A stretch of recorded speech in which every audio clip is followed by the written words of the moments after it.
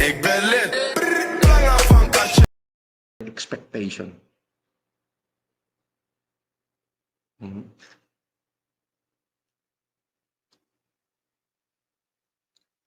Ano man yung sabihin nila sa atin, hindi yun mahalaga. Alam mo kung ano yung mahalaga? Yung mga taong natutulungan natin. Katulad ng sinabi ko, iyan ang tunay na pagtulong.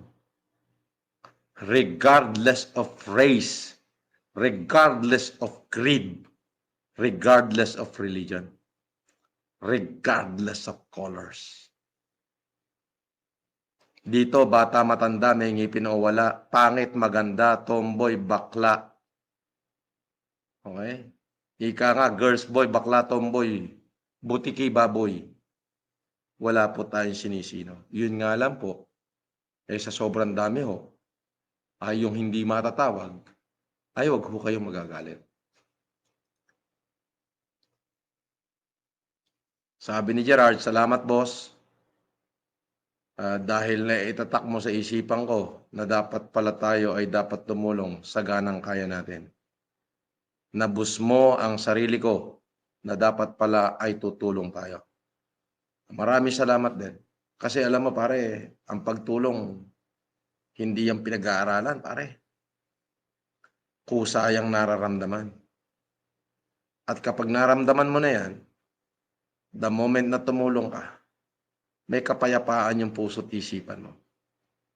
Na anytime tayo malagutan ng hininga, anytime na bawiin ng Diyos yung hiniram natin buhay, alam mong kung saan tayo pupunta. Diba? Ayun yun.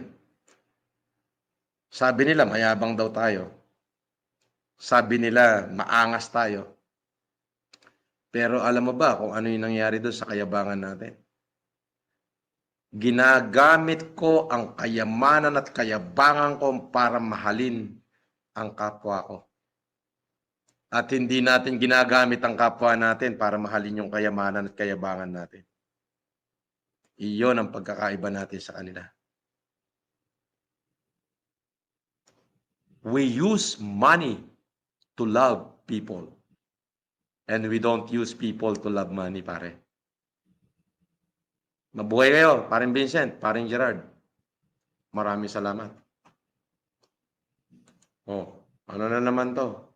Boss, sana wag ka pa magsasawa sa amin. Hindi ka namin anak ng tina. Oh, pakitin mo yan. Akyat na, akyat na. Okay, akyat na, Ma'am Ann. Akyat. Nagdadrama na ako rito at magpapaalam na ako. Nabola pa ako. Pakitin mo yan.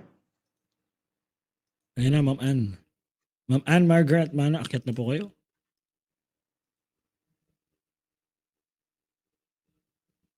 Tik na. Bilis! Tagal eh.